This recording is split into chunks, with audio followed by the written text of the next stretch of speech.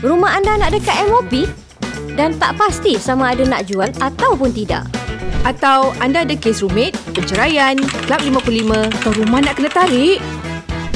Jangan risau, kami The Tech Team akan bantu anda. Hubungi kami 8774-1551 dan jangan lupa follow IG kami The Tech Team SG.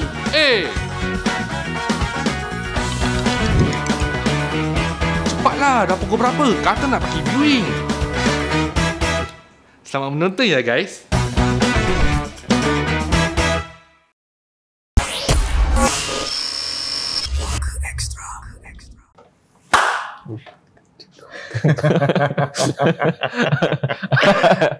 Hon saya tak kena. Dia dari gitu pap. Nampak tak tangan saya power? Hai, selamat datang bertemu sekali lagi dalam Puaka Extra. Okey, untuk minggu ni topiknya menarik sekali pasal baby. Pasal bayi. Ada dua benda kita nak sentuh. Satu pasal uri, satu pasal tali pusat. Yes, tali pusat. So, Ustaz nak start mana satu? Tali pusat ke uri? Terpulang lah mana-mana. Ada soalan ke? Ada kat sini. Cuba cari dulu. Tulis tali pusat. Tali pusat. Asal? Tak. Ni macam Arab gitu. Kan? Macam. Okey. Ni dia tali pusat. Daripada sama juga kita akan gunakan Puan P. Jadi nak sebut macam initial orang takut orang agak-agak tahu siapa kan.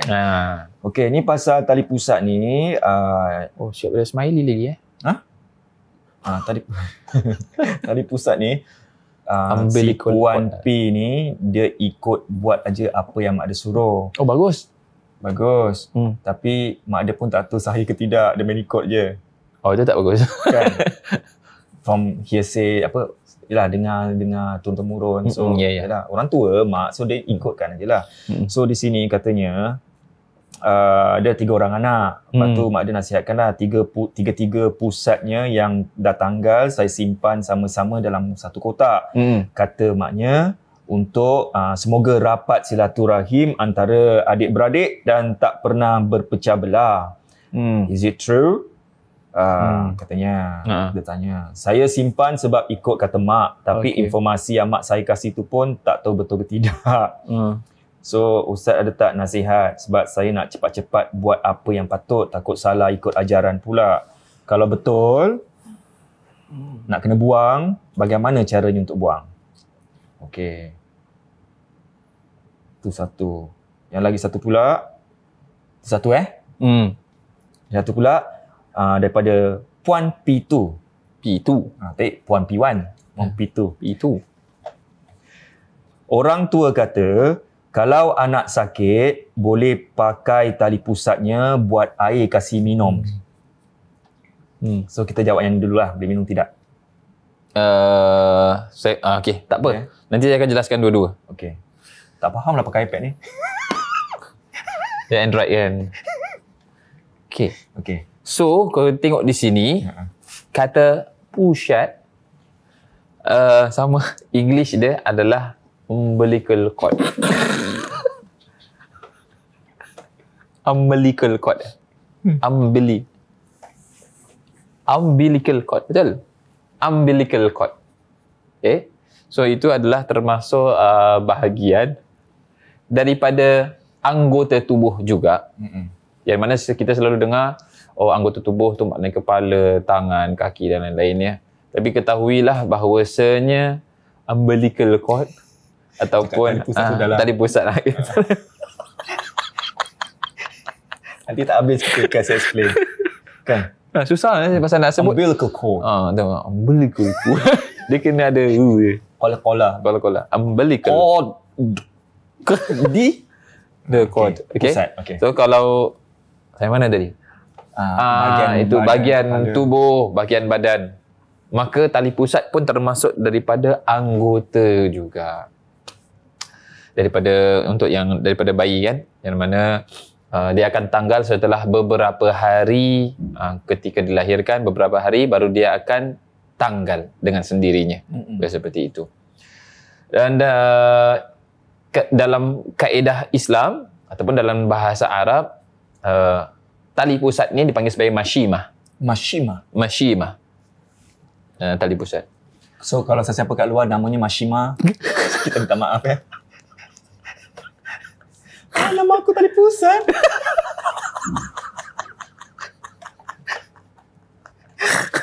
Okay.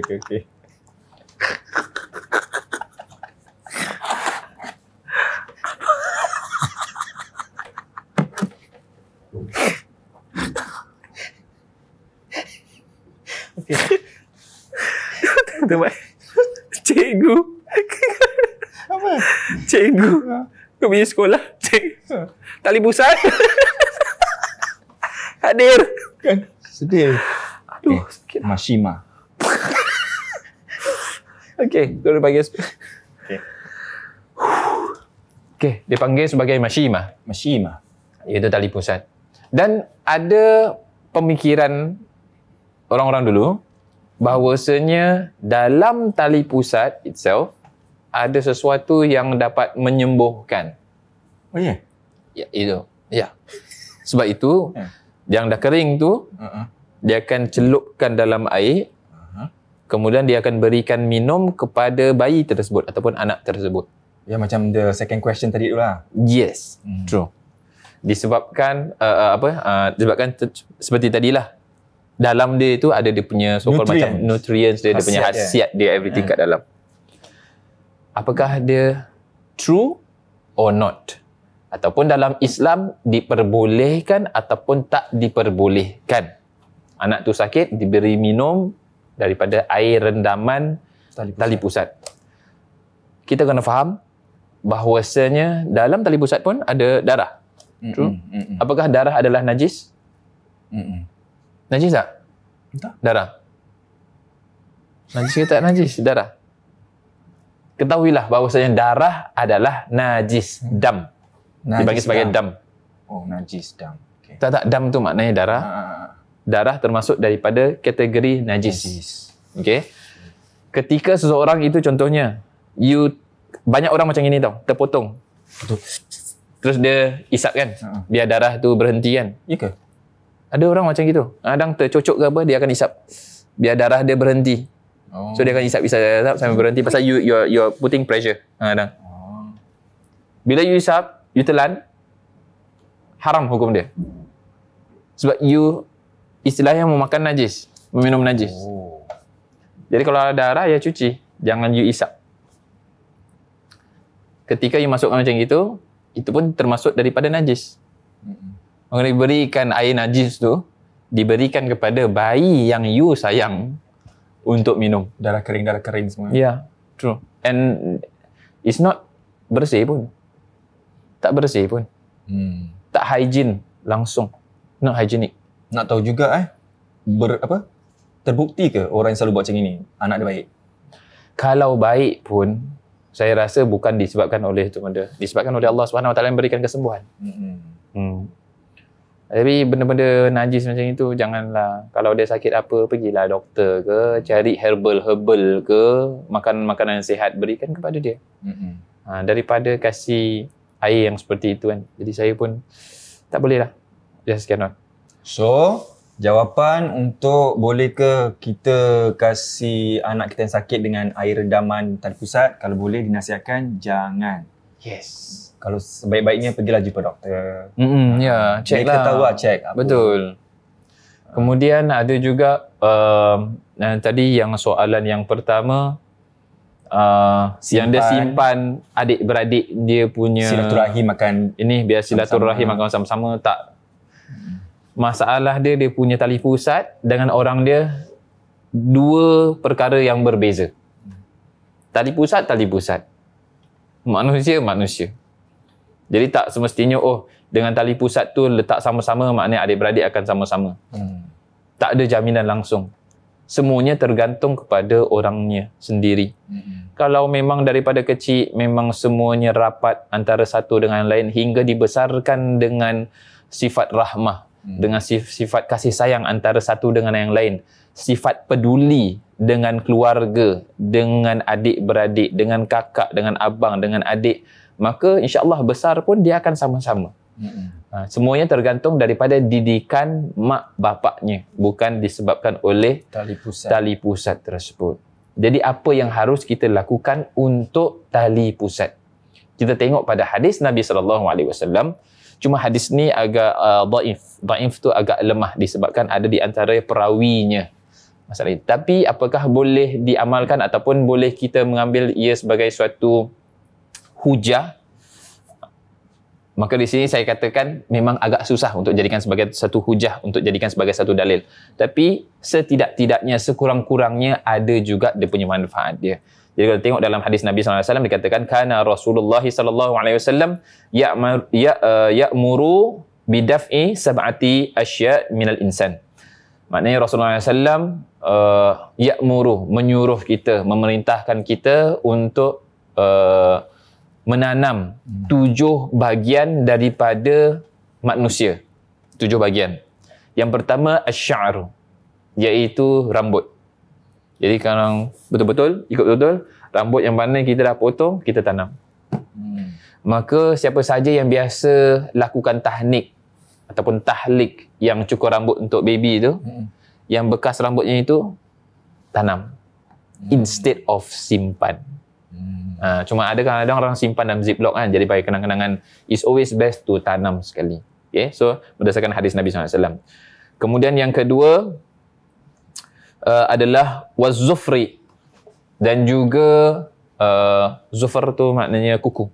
Yang mana kita dah potong kuku, mana selagi kita boleh tanam, kita tanamlah. Tapi bukan maknanya wajib tapi sebaiknya. Kemudian yang ketiga waddam. Dam tadi apa? Darah. Yes. So darah pun sama. Bekam, ada orang buat bekam kan? Bekam dam. Betul lah, bekam darah. Bekam, ada orang masuk plastik terus buang. It's always best to tanam. Maknanya kita letakkan kat tanah. Tapi kalau macam cuci tak sink buang tu tak boleh?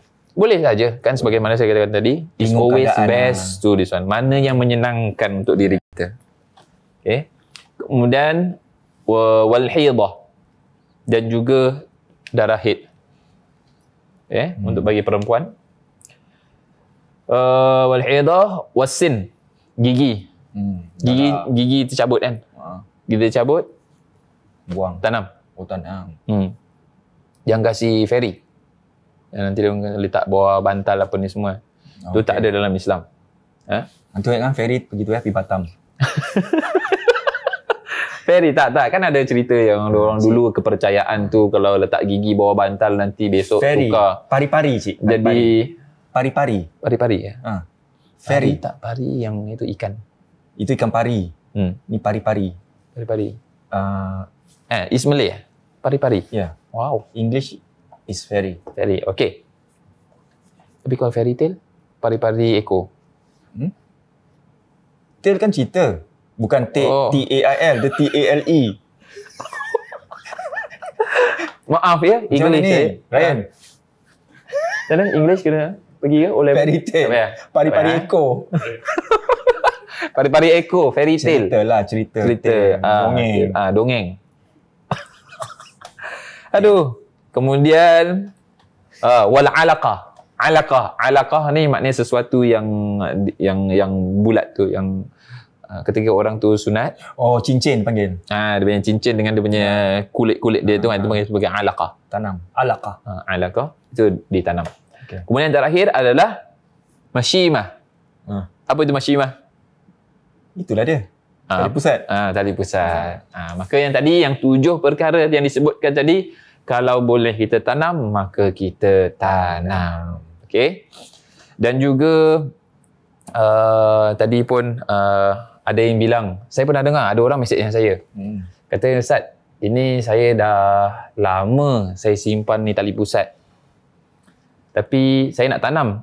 Tapi saya ada dengar kat salah satu daerah dikatakan bahawasanya makanan jin adalah termasuk daripada tali pusat tersebut. Ya ke? Sebabnya katanya dalam tu ada tulang belulang lah, apalah ni semua. Tapi ketika saya cari dan saya explore lebih lagi tentang tali pusat ni, rupanya dia tak ada tulang-tulang. Dia hanya sel-sel sahaja yang boleh ini kan untuk tulang. Tapi dia punya tulang di itself tak ada pun kat dalam. Maka dia pun bilang yang apa yang patut kita lakukan? Apakah selama ni saya simpan tali pusat kat rumah saya, maknanya saya simpan makanan jin? Kemudian saya jawab apa? Oh, mudah saja. Makanan jin dia ada 3 sahaja. Ni saya nak dibang. Dengan satu lagi, ada orang bilang makanan jin adalah asap. Tak ada. Dalam hadis Nabi SAW tak ada.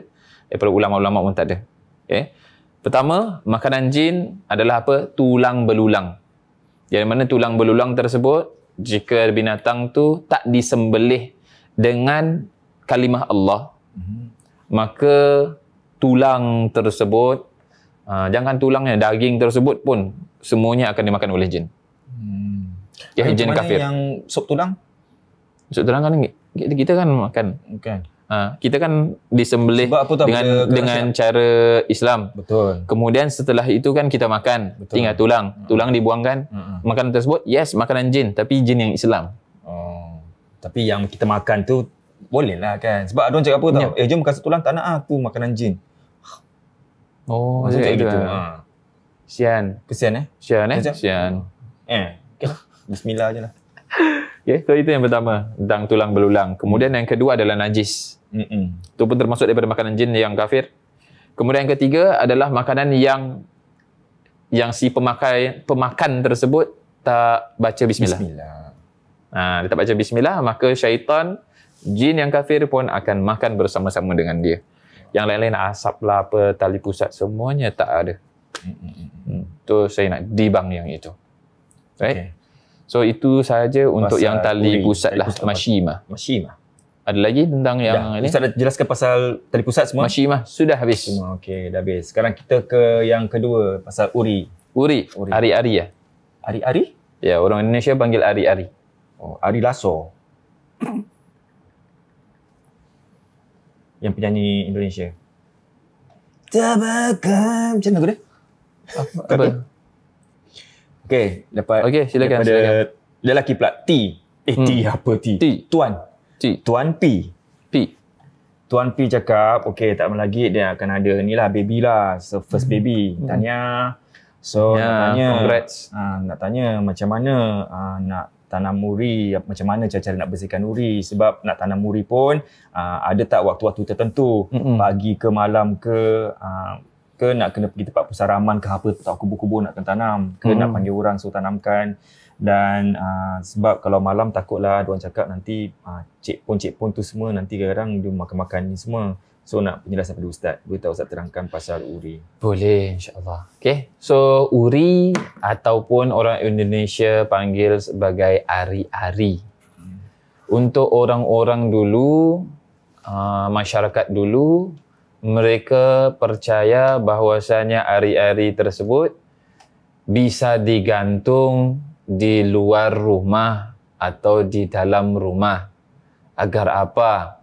Agar rumah tersebut dilindungi dan juga anaknya akan merasa tenang di dalam rumah tersebut.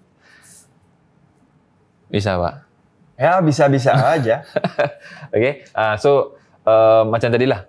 Pemikiran orang dulu ada yang sebagian seperti itu. Yang dia akan gantungkan, dia akan masukkan uri tersebut ataupun sebagai ari-ari itu, dia akan diletakkan dalam sebuah bejana. It's a clay thing. Clay, from clay. Bejana. So dia akan masuk dalam, kemudian dia akan gantungkan. Dia akan letak tanah, kemudian dia akan gantungkan di depan rumah ataupun di dalam rumah kadang-kadang. Dia percaya bahawasanya anaknya itu dia akan membesar di sini dan dia akan rasa tenang disebabkan dia akan rasa urinya itu dekat dengan dia. Sebab uri kan adalah dulu termasuk daripada bahagian daripada dia hidup kat dalam rahim bersama, maka dia akan terus nak buat bersamalah, istilahnya begitu. Tapi apakah diperbolehkan seperti itu? Oh, tidak diperbolehkan. Dan kebanyakannya kalau seorang itu buat seperti itu, dia akan ada gangguan di rumah. Dia akan selalu nampak seperti ada anak-anak kecil yang akan lari-lari kat dalam rumah dia sendiri. Biasanya gangguannya seperti itu. Disebabkan, of course, jin. Kan? Dia main peranan untuk masuk. Yes. Macam itu. Right? Okay. So apa lagi yang tadi belum kita jelaskan tentang uri ataupun ari-ari. Kadang-kadang ada orang, we need to understand yang uri, ari-ari ni adalah termasuk bahagian daripada siapa? Daripada anak ataupun daripada ibu? Ibu. Betul, daripada ibu. Yang mana termasuk daripada rumah bagi si anak. Tapi asalnya adalah kepunyaan si ibu. Bahagian daripada tubuh dalamannya. Placenta uri Placenta. Tapi orang makan macam mana? Boleh? Kita boleh makan? Tak boleh kan? You makan ke? Buat make up tu semua tak apa, placenta semua. Tapi saya dengar kalau kat Singapura diorang buang lah. Wow. So if you give to the hospital, itu saya pernah tanya kat dalam saya punya IG, and few nurse dia ada cakap yang kalau kat Singapore normally they will buang, which is bakar lah, diorang akan bakar. Always best to tanam. Why tanam? Kita jadikan ia sebagai suatu kias. Kias. Kita samakan bahawasanya placenta ataupun uri tersebut adalah termasuk daripada bahagian tubuh yang Allah Subhanahu Wa Taala berikan. Maka apa sahaja yang datang daripada Allah Subhanahu Wa Taala kita kembalikan kepadanya. Kalau dalam keadaan tidak berfungsi lagi, sebab dia kat dalam rahim dia menjaga baby, kemudian yang lain-lain jadi rumah bagi baby tersebut. Ketika baby sudah dilahirkan, maka placenta tak lagi berfungsi bagi anak tersebut. Maka kita serahkan pada Allah Subhanahu Wa Taala, kita tanam. Begitu juga jika ada orang ada sakit diabetes, kencing manis, potong kaki, ditanam tak? Tanam. Ya, ditanam. Sama. Apa sahaja anggota tubuh daripada tubuh kita yang daripada Allah Subhanahu Wa Taala kita kembalikan padanya, is always the best. Tapi kalau contohnya, alamak Ustaz, saya anak pertama, anak kedua saya dah kasih hospital, apakah saya kena minta balik ke, ataupun apakah hukum dia haram ke, ataupun dosa besar ke? Tak. Tapi sebaiknya kalau ada tu uri, best tu tanam. Dan tak ada pantang larangnya, tak ada waktu-waktu tertentu, tak ada siapa yang kena buat, siapa-siapa boleh, waktu apa sahaja boleh. Dan tak ada amalan-amalan khusus. Ada kepercayaan orang-orang dulu, biar anak ni pandai menulis. Dia akan letakkan dia punya uri dia akan letakkan pensil. Baru dia akan tanam. Nak anak tu kaya, letak duit shilling, duit note, tanam. Orang tu, anak tu orang jadi kaya. Apakah itu betul? Tak betul. Daripada letak duit situ, baik kasih kita je lah. Beli produk ke, merchandise ke, lebih better. Manfaatkan bagi orang lain. So kalau macam uri ni, ada tak benda-benda apa yang diperlukan untuk macam cuci, bersihkan? Okey. Macam mana? Cara mencuci uri. Ketika sudah mendapatkan uri, pertama sekali yang harus kita lakukan adalah membersihkan uri tersebut daripada darah-darah dan juga bau-bauan yang tidak enak. Itu yang pertama.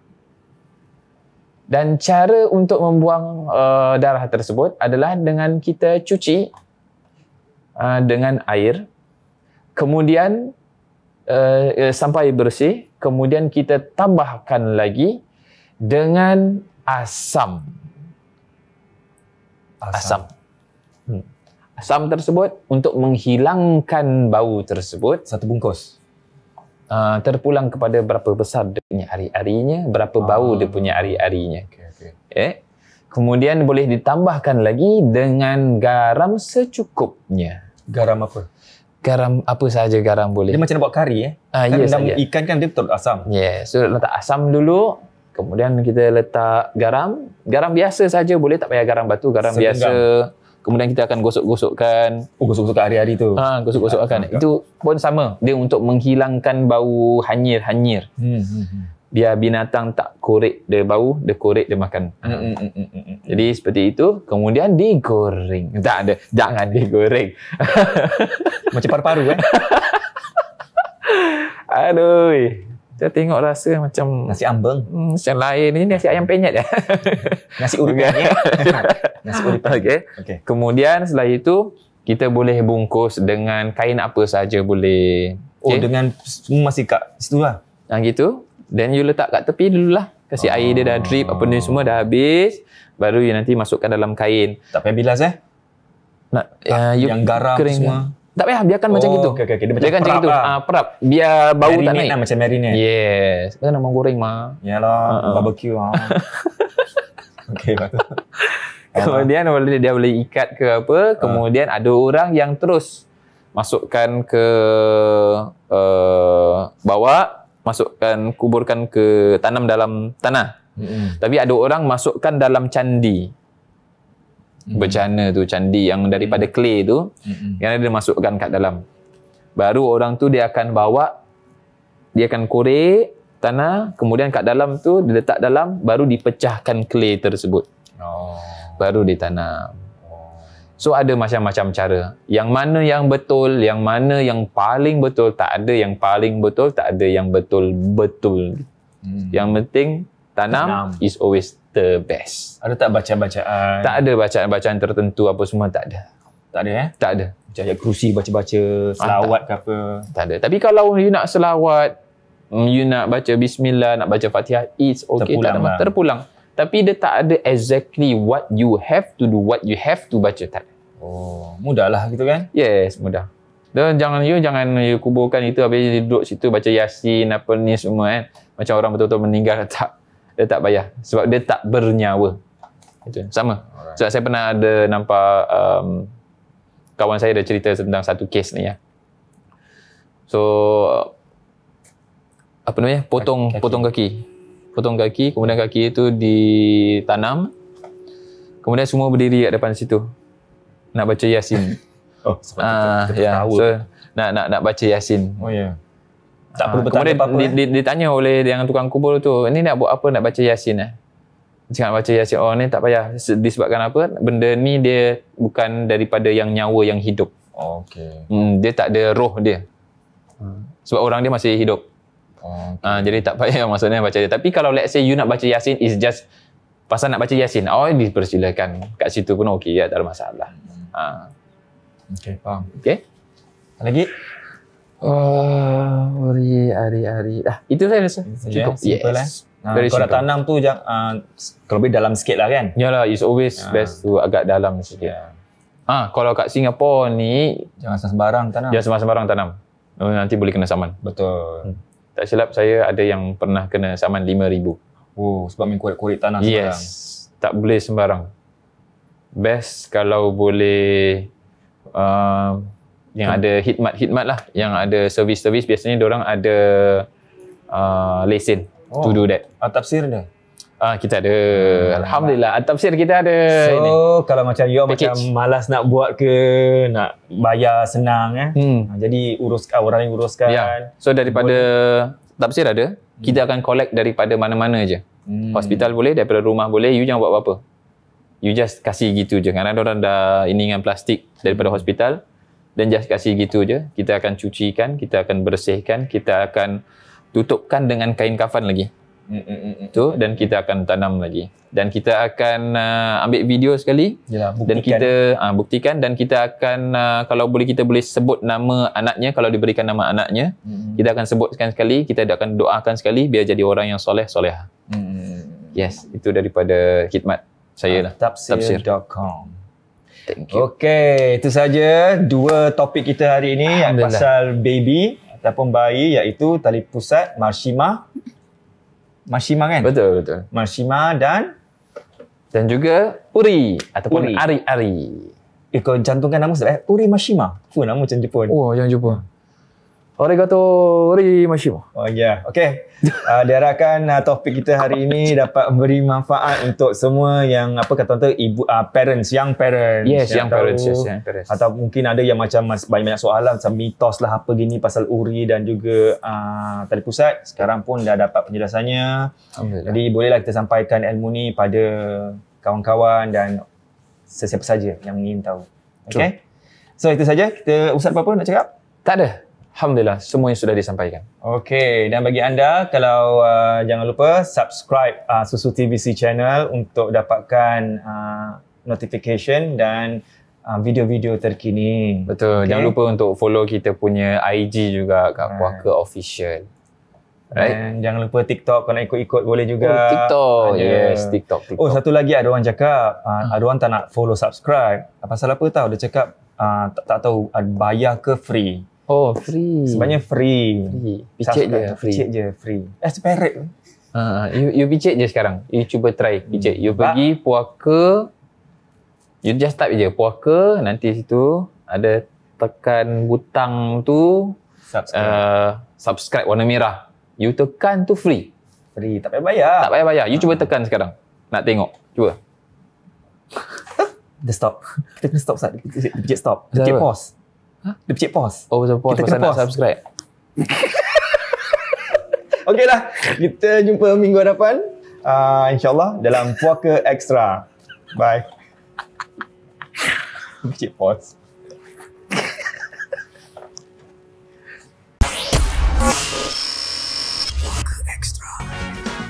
So guys, jangan lupa follow IG kami The Tech Team SG.